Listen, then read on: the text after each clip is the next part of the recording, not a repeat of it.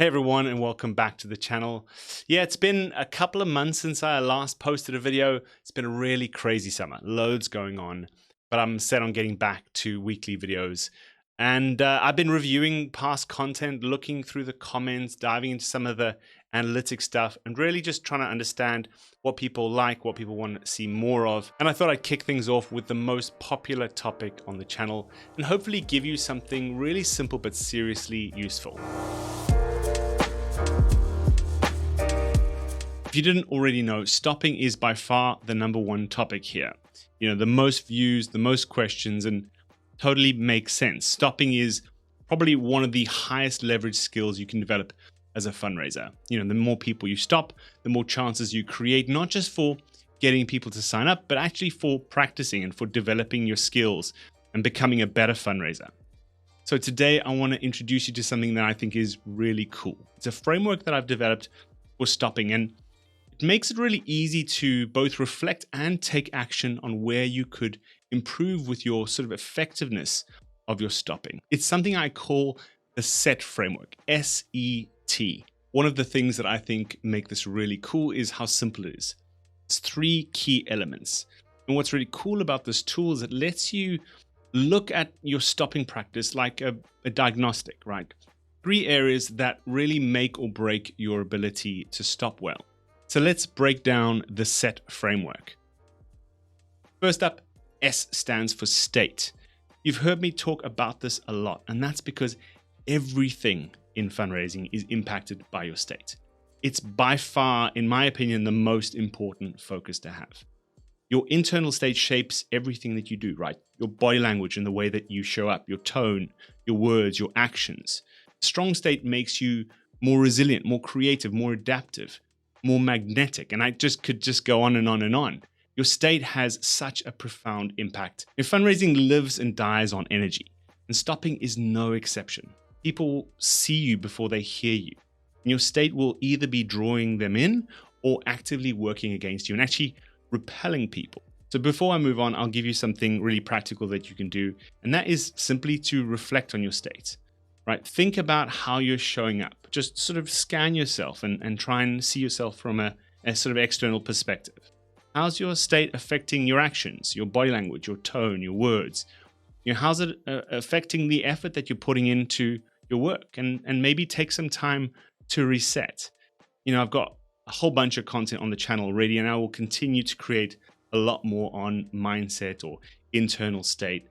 And that's because there are so many different things you could possibly do, and not the same things are going to work for the same people. And so it's really about having a focus on having a great state, looking after your state, and trying different things when you feel yourself dipping or you feel that you need that kind of that re-energizing and that sort of lifting of your state. One thing I can guarantee you, if you take care of your state will take care of your stopping.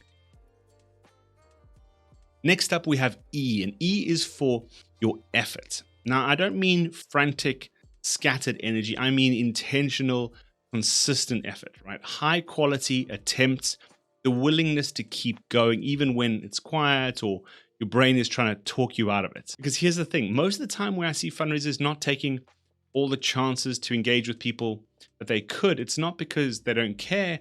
It's usually because of some sort of, judgment, assumption, or belief that they're holding. Right? That person looks too busy.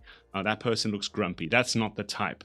Or maybe it's the demographic. Maybe you don't feel comfortable talking to a certain demographic. And so we don't take some of those opportunities and let them slip by. And if I can share my experience, after thousands of hours of fundraising all over the world, I still get surprised. Sometimes the people who are the least likely to stop, or the people I think won't stop, are the best people to stop, or some of my favorite signups. So in terms of an action for this one, the big thing here is that you can't really avoid making, judgments or assumptions, but you can learn to not let those affect or guide your actions. So the next time you're out, maybe reflect on why you're not taking as many opportunities as you could. Becoming conscious of what's driving your actions is often the first step to changing them. And remember, you miss 100% of the shots you don't take. And finally, T stands for technique. This is where the craft comes in. There are loads of different things we could talk about when we talk about good stopping technique, But the biggest one to focus on before really anything else is your timing. If you're still talking to someone as they're walking away, you're too late, right? Talking to people's shoulders is not effective. Successful stopping has a lot to do with that window when someone is coming towards you. Get some non-verbal connection early, and then open your mouth to engage when you're giving yourself enough room to finish your attempt before they pass you by. They start walking away from you. I'll dive deeper into technique in another video, but just know this: as soon as someone crosses what I call the threshold, that point at which the people who were coming towards you are now walking away from you, right? I imagine this is like an imaginary line.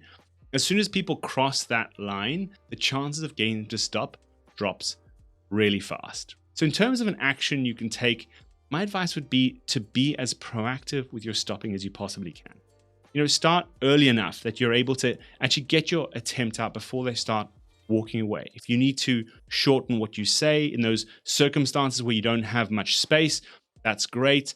But yeah, just become aware of where you usually start your stop. And if you're engaging people as they're coming towards you, you're going to find it's going to be way, way more effective. So that's the SET framework: state, effort, and technique. And what I really love about this model is it's such a great way to do like a little self-check, right? Asking yourself, how's my state? How am I showing up? Am I letting my judgments or assumptions guide my actions? Or could I be taking more chances? And how's my technique? Is it helping me? Is it holding me back? Is there anything that I could adjust in improving the way that I'm actually stopping? I'm going to go deeper into each of these in some upcoming videos, but until then, try this framework out, in your next shift or with your team, or even just sort of mentally score yourself and see what shifts. Let me know how you find it. And if you want to see those videos sooner rather than later, drop me a comment below. And as always, stay inspired and keep fundraising.